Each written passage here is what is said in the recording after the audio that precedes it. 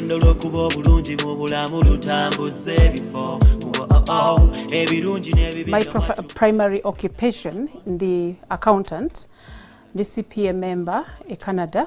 I also have an SCCA qualification, and I have a degree in business administration accounting from OBS.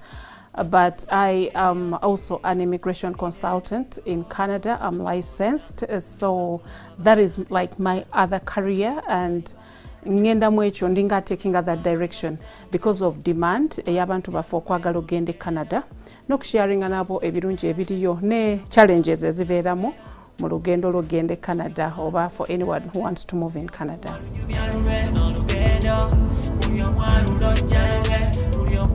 Kale eriyo engeri za njawulo omuntu yayinza okgendamu e Canada. I'll start with the easiest, kye bayita visitors visa or tourist visa. Kati that visa obeera temporary resident visa nga bweri.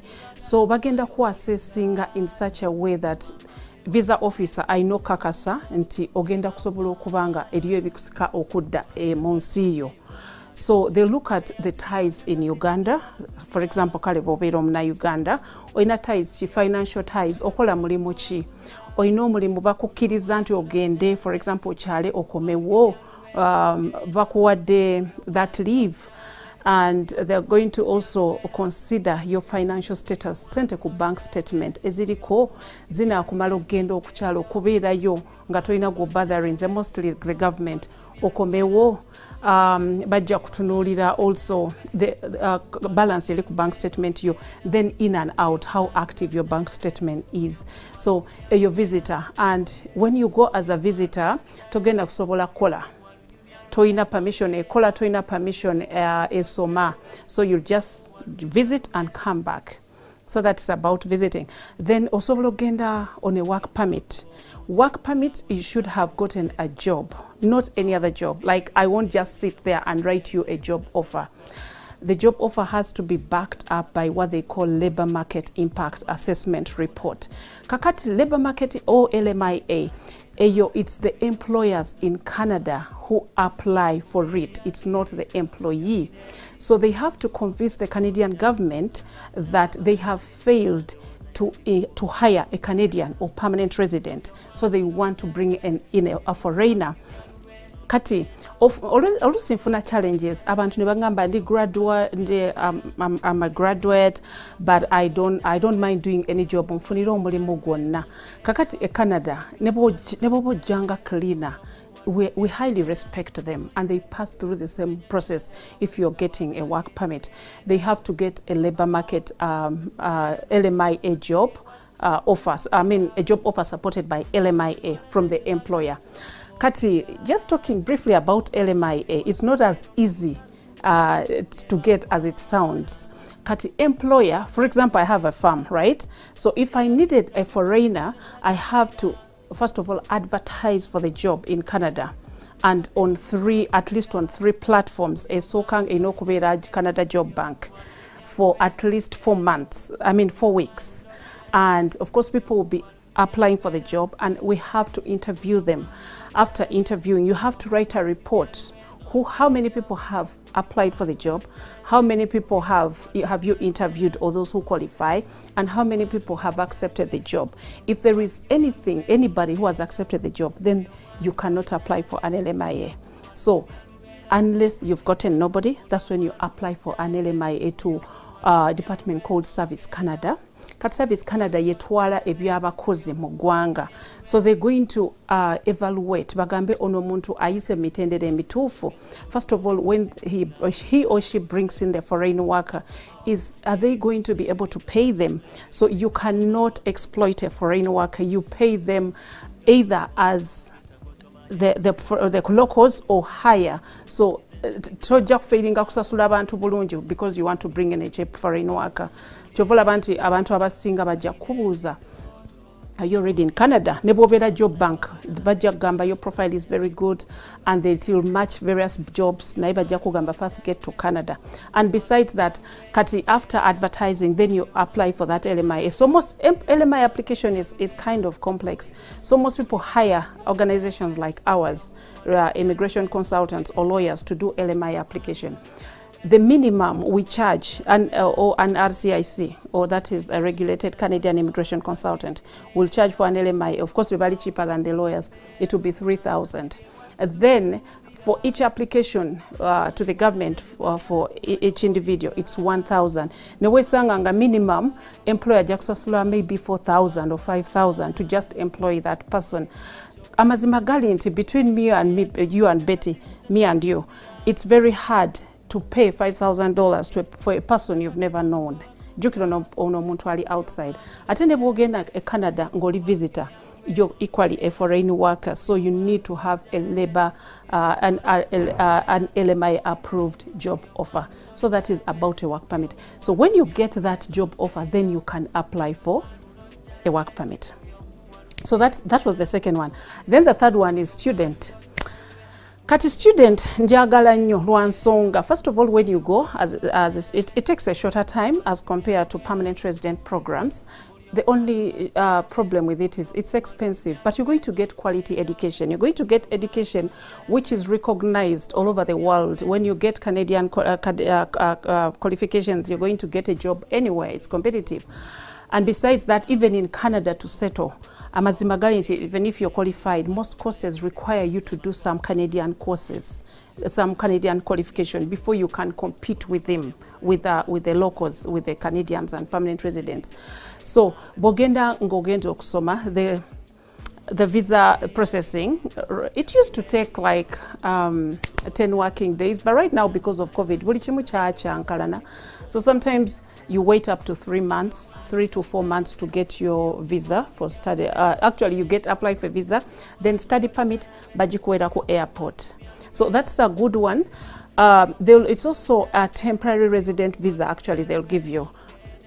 So that graduate work permit will help you work after your studies. So it depends on how long, the duration of your studies. If you applied for a course of 1 year, let me say a certificate, 8 months to 1 year, then you may get a postgraduate work permit between 8 months to 1 year. So that will help you work full time, and it also helps you to transition to apply for permanent residency. Then there is also, if one applied for a job of 2 years plus, then they will qualify to get 3 years postgraduate work permit. And I always recommend 2 years courses, but sometimes in South Abantu can limit them. Like even 1 year can get you through, but sometimes the year goes so fast. Ngatonna qualifying applying to apply for permanent residency, but 3 years gives you a wide window for you to qualify. Kata mazima gali nti in Canada, much as when you're coming to study, they assess you that you'll be able to go back. The fact is most students stay in Canada legally. Most of them, more than 90%, because the programs there encourage students to stay, to naturalize. There is a very good naturalization program. For example, tebajja kugamba, hey, please, you've finished studies, stay. No, but it's up to you. One thing leads to another. For example, osabye visa ya myaka ebiri for the 2-year course. Of course, it's going to end at the 2 years. So when it's ending, then you apply for postgraduate work permit for 3 years. Ne visa, you extend it. So, like I have a client, they extended the visa for almost period yali ku passport up to 2030. So, I mean, they know that you'll be coming to Canada like more often, so they give you that period. Sincerely, the only thing is that can make you fail to get permanent residency is when you wait and your paperwork expires. Just make sure that your visa never expires and your study permit, like just renew your papers until you apply for permanent residency. So that is the naturalization program. And before you know it, you'll be qualifying to apply for citizenship. And that is very different as compared to other countries. That's why I would choose Canada, to study in Canada than any other country. I've studied in UK, so I know what it is. It's a nightmare. After you study, you just have to pack your bags back to your country. But in Canada, it's it's not automatic. You just have to be on top of your paperwork, and before you know it, you'll be a permanent resident. So there's a program called Express Entry. Express Entry is not a program on its own, but it's a system that started on 1st January 2015, and it brings in qualified or skilled immigrants into Canada. So Express Entry, it's a pool of candidates who qualify all over the world to submit their profiles into the Express Entry pool. As in, you won't just wake up and say, let me put in my paperwork into the pool. No, you have to qualify. And its definition is kind of complex for me because I keep on repeating the same words, but that's what it is. The issue is, the most important thing is to know how to qualify to submit your profile into the Express Entry pool. Now, this is how you qualify. First and foremost, your profile has to fall under 3 subclasses. Number 1, Canadian experience class. Now, since this program is mainly for my people in Uganda, so if most of them do not have Canadian experience because they've not worked there before, so it doesn't apply to them so much, but it's for people who have been to Canada and worked in Canada, may have come back to Uganda, or so that is Canadian experience class. And its eligibility criteria is different. I won't focus so much on it. Like I said, time jetuina Antono, according to what I have to speak. So the other program is Federal Skilled Trades Program. Kati trades, what we call trades in Canada is what we call vocational courses in Uganda. So electricians, plumbers, mechanics. So that program, you can also apply to submit your profile to Express Entry through that program. However, one thing that makes me shy even to take up candidates of that program is one of the eligibility criteria is that they have to have either a job offer in Canada. Remember, we talked about a job offer. It's not easy, right? That one we both agree. And then, or they have to have a certificate, a provincial certificate. Now, in Canada, the provinces control the education, those certifications. So if I say provincial certificate, they can get one from Ontario, they can get one from Alberta, but wherever you get the certificate, it would be better to go to that country. I mean to that province. The third one is Federal Skilled Worker Program. Federal Skilled Worker Program caters for people like you and me. We've never been in Canada, but we're qualified, we have work experience, we're great, and they assess you according to factors, though, 6 selection factors. These factors, and the first one is age. So if you're between 18 and 35, they give you maximum points of age. So the next one is education. The higher the education, the better. PhD gives the highest points, 24. Canada has 2 official languages, French and English, and they are equally important. So the language you're best at is going to be considered your first language, but they can only confirm your performance after you do what they call IELTS, International English Language Testing Services. So you sit for an exam, and if you're coming for immigration, then you'll sit for general.